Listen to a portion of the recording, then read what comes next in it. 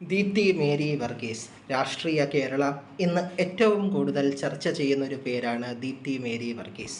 ദീപ്തി മേരി വർഗീസിനെ ചാനൽ ചർച്ചകളിലൂടെയും UDFിൻ്റെ സമരവീഥികളിലൂടെയും നമുക്കെല്ലാവർക്കും സുപരിചിതയാണ്. അങ്ങനെ ഇരിക്കെയാണ് ദീപ്തിക്ക് ഒരു ദിവസം VD സതീശൻ നിർദ്ദേശം നൽകുന്നത്. ഈ വരുന്ന കൊച്ചി നഗരസഭാ തിരഞ്ഞെടുപ്പിൽ കോൺഗ്രസിനെ നയിക്കണം. സ്വാഭാവികമായും ഒരാളെ ഒരു പാർട്ടിയെ നയിക്കണമെന്ന് പറയുമ്പോൾ, ഫോർ എക്സാമ്പിൾ, തിരുവനന്തപുരത്ത് കോൺഗ്രസിനെ നയിച്ചത് ശബരീനാഥനാണ്.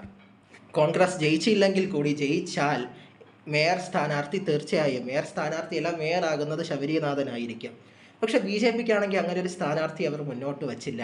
ആരെയും പ്രത്യേകിച്ച് നയിക്കണമെന്ന് പറഞ്ഞിട്ടില്ല. അതുകൊണ്ട് അവിടെ പിന്നെ ഡിസ്കസ് ചെയ്ത് തീരുമാനമെടുക്കാം ആരാണ് മേയർ ആവും എന്നുള്ളത്. പക്ഷെ കൊച്ചിയിൽ കോൺഗ്രസിൻ്റെ കാര്യം അങ്ങനെയല്ലായിരുന്നു. മിക്ക കൊച്ചി നിവാസികൾക്കും അറിയാം, കോൺഗ്രസ് ജയിക്കുകയാണെങ്കിൽ മേയറാകാൻ പോകുന്നത് തീർച്ചയായിട്ടും ദീപ്തി മേരി വർഗീസ് ആണെന്ന്. അങ്ങനെ ദീപ്തി തൻ്റെ ദൗത്യം നന്നായി തന്നെ നിർവഹിക്കുന്നു. ഇലക്ഷൻ ഫലം വരുമ്പോൾ കോൺഗ്രസ് വിജയിക്കുകയല്ല ചെയ്തത്, വമ്പിച്ച മിന്നുന്ന വലിയൊരു വിജയം നേടുന്നു. അങ്ങനെ ഇരിക്കുകയാണ്, ദിവസങ്ങൾ കടന്നുപോയി. ദീപ്തി അറിയുകയാണ് ദീപ്തിയല്ല കൊച്ചി മേയറാകാൻ പോകുന്നതെന്ന്. പക്ഷെ പകരം വന്നത് ആരുടെ പേരാണ്? VK മിനിമോൾ.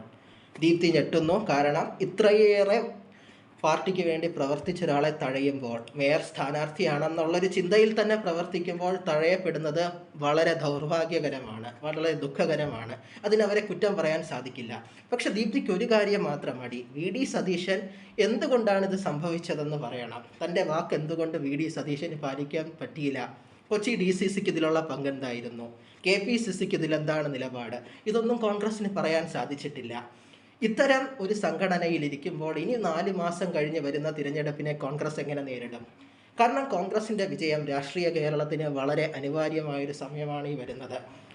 10 വർഷത്തെ ഭരണവിരുദ്ധ വികാരം കോൺഗ്രസിന് നന്നായിട്ട് ഉപയോഗിക്കാൻ സാധിച്ചില്ലെങ്കിൽ ഇനി ഏത് തിരഞ്ഞെടുപ്പിനാണ് കോൺഗ്രസിന് ജയിക്കാൻ സാധിക്കുന്നത്?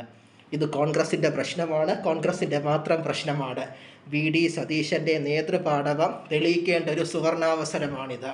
കൊച്ചി മേയറെ തിരഞ്ഞെടുക്കുമ്പോൾ ശ്രദ്ധിക്കേണ്ട കാര്യം, നഗരസഭാ തിരഞ്ഞെടുപ്പിനുപരി ഇതിൽ അഫക്റ്റ് ചെയ്യാൻ പോകുന്നത്, ബാധിക്കാൻ പോകുന്നത് നിയമസഭാ തിരഞ്ഞെടുപ്പിനെയാണ്.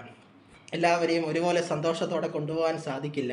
പക്ഷേ എങ്ങനെയെങ്കിലും ഈ പ്രശ്നം പരിഹരിച്ച് നിയമസഭാ തിരഞ്ഞെടുപ്പിന് വേണ്ടി ഓരോ നേതാക്കളെയും തയ്യാറാക്കാൻ VD സതീശന് സാധിക്കണം.